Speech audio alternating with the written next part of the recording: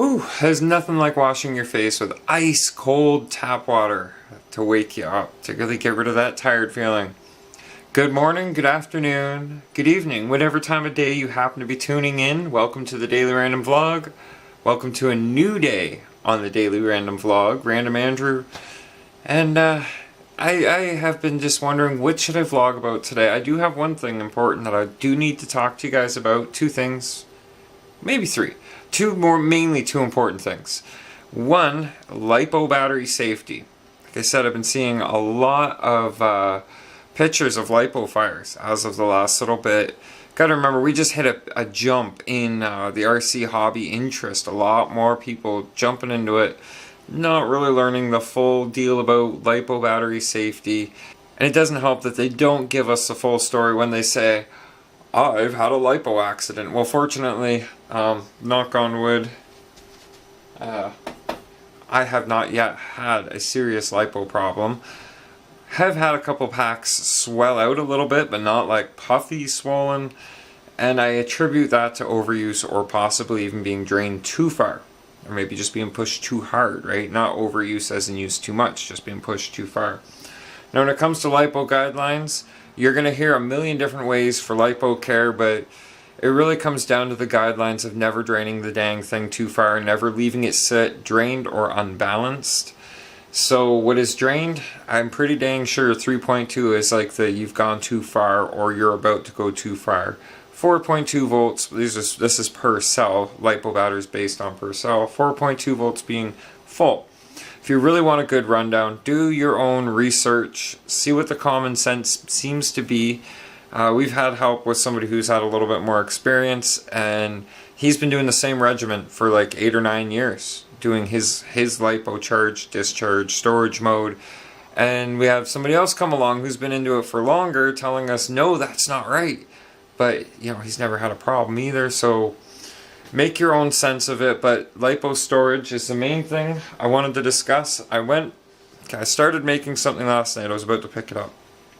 I went to start making something last night, and I mistakenly left the camera on between coats. Yeah, I was talking about that LiPo battery box.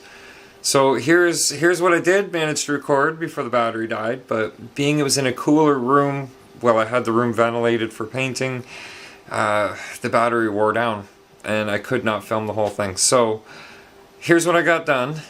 Okay, I'm using the Activion cam to record this tonight, just because I don't want to take any chance of getting any paint dust or paint particles overspraying onto the camera. So, primer, box, this piece underneath it so I can turn it a little easier, and we'll just have at her. There you go.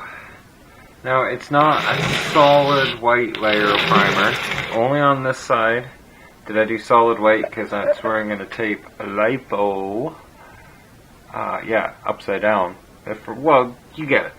And then after I tape that onto there, then I'm going to paint it red, peel that tape, and it'll say LiPo in white. Hopefully. Now, you've also got to have some kind of gas mask, fan, and ventilation going. And no, this is not standard issue, but it works because I don't have anything better at the moment. But that door is closed off, put a towel at the base of the door, and crank the window open so that it airs out at least. But I'm going to let that dry up, and then we'll throw some red on it. And I know it kind of stops abruptly, but what can you do? Here is the finished product. Ta-da! LiPo! Alright, it's going to sit on the shelf just like this. Batteries sit inside of it. And if they do decide on their own to eventually ever combust, it's going to contain most of that mess, that fire, that home burning effect inside it. So I'm going to set this up. I'll show you where I'm setting it up. And you experienced guys can tell me what I'm doing wrong, if I am. This is pretty much my charge area here.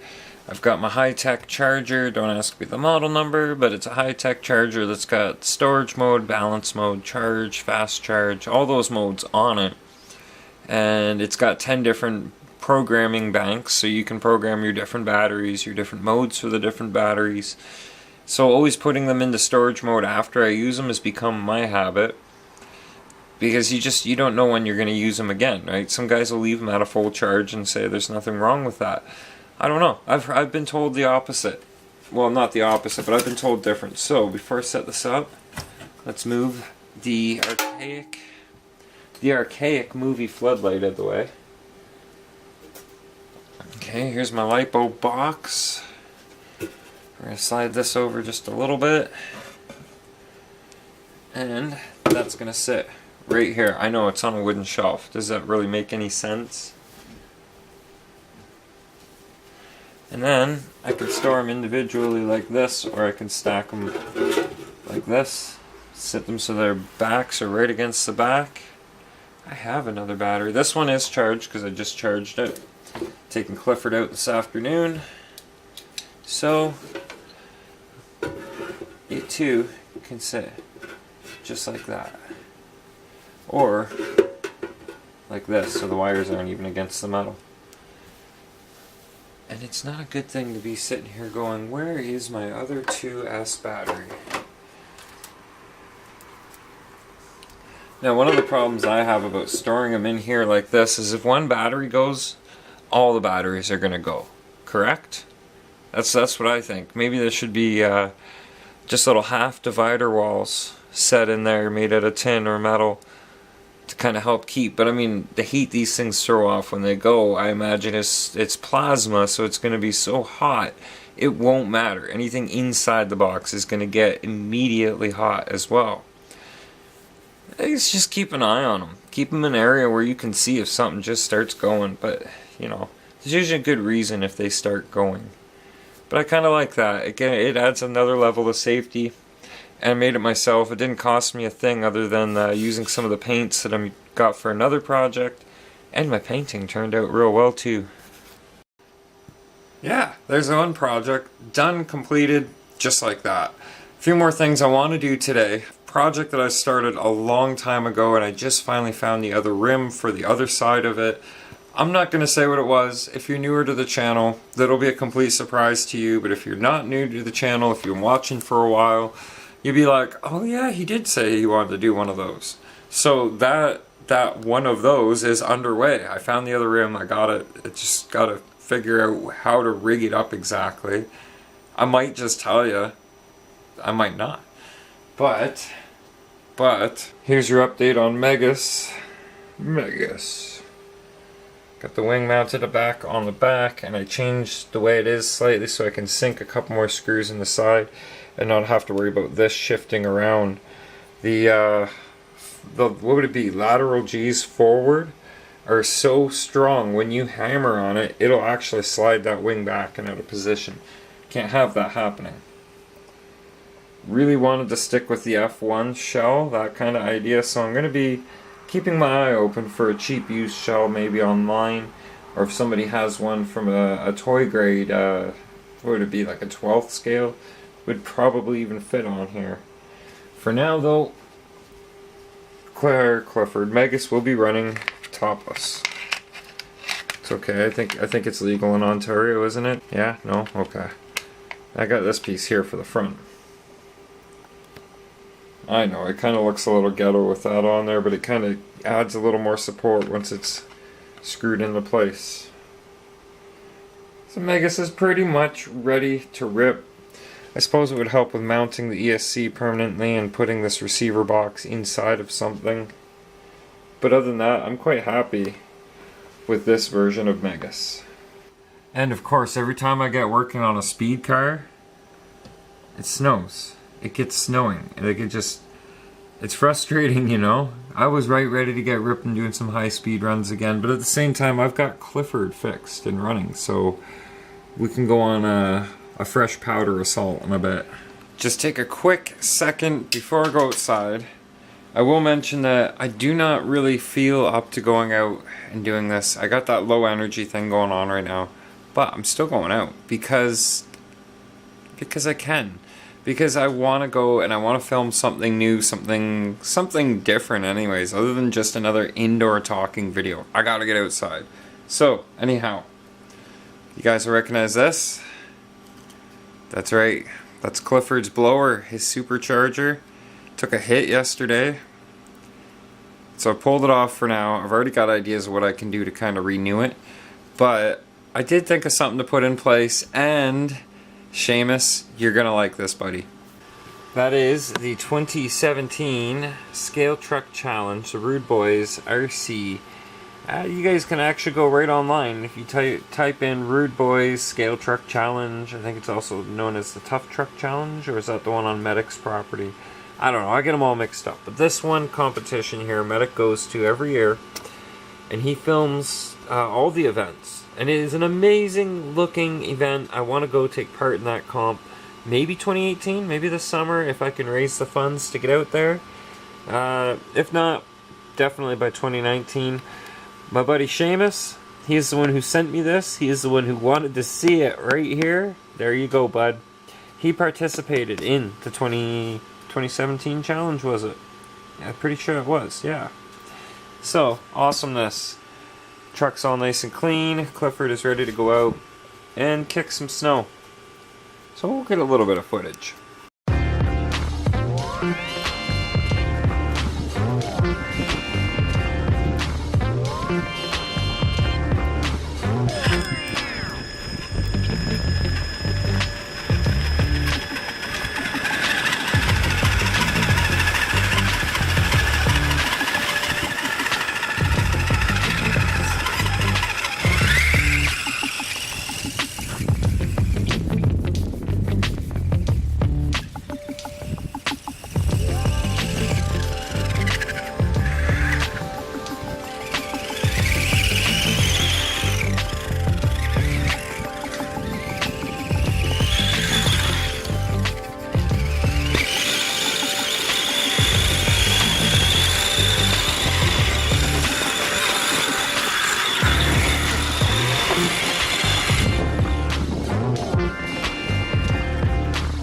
A real quick way to fill them up full of snow.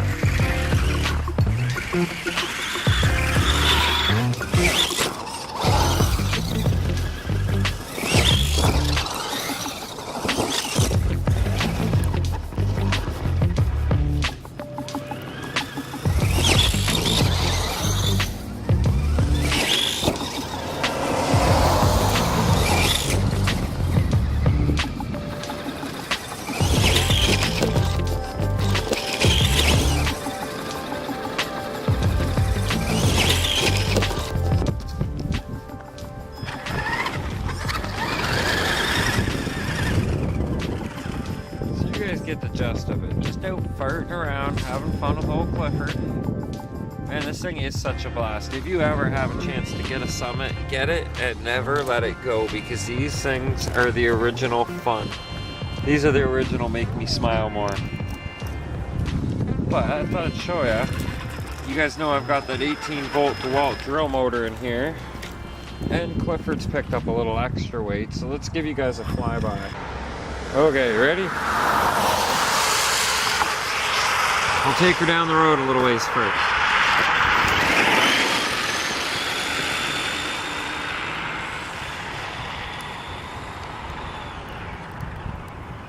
Okay, here we go.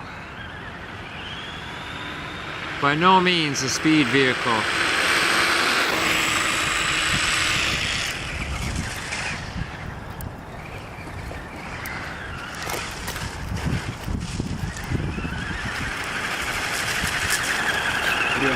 How's it going?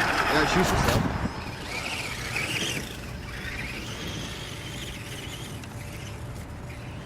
Almost took out the telephone box there.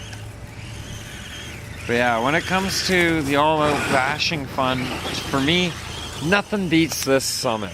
Like, it took a lot for me to build this thing. I'm sure if you guys go back in the videos long enough, you'll see that.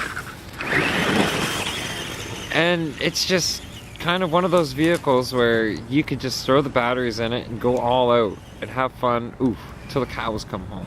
We don't have any cows, so that might be quite a long bit of fun. Well, a few other things I would like to eventually, like, I could just imagine this on brushless. It'd be crazy like a Revo. Summit doesn't really need brushless, and plus a lot of the guys who do are constantly rebuilding diffs. Just ripping the hell out of the grass. Alright. I'm gonna finish running down these batteries.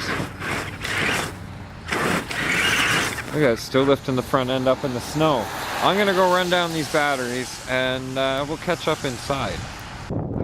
Take a look around the front yard in the neighborhood. Summit tracks everywhere. My work here is done. Okay, everything is drip drying. Well, I won't lie to you guys, things drip dried a while ago. Sometimes the tray, it runneth over, and if it's dirty water, eek. Can you see that difference in the carpet right there? Shoot. Well, it's a good thing this carpet's gonna end up getting pulled out and flooring put in eventually anyways. This carpet is as old as the building.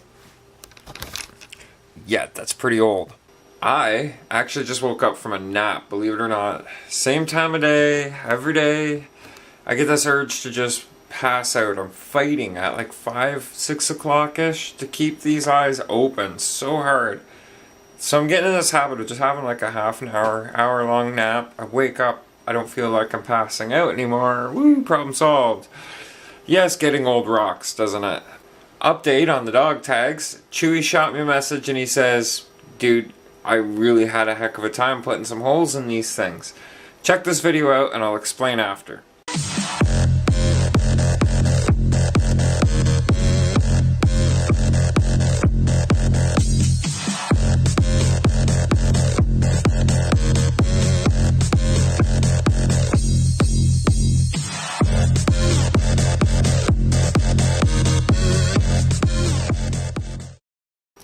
Awesome little video. Thank you, Chewy. I appreciate when people send me those little clips who are helping out with things with the vlog, or to do with the vlog, or just something cool they think that you guys would like. And like with Chewy, his isn't much for the, like my videos where I'm going blah blah blah blah blah. With Chewy, it's more like work. What you just seen there was him attempting to drill holes in those dog tags.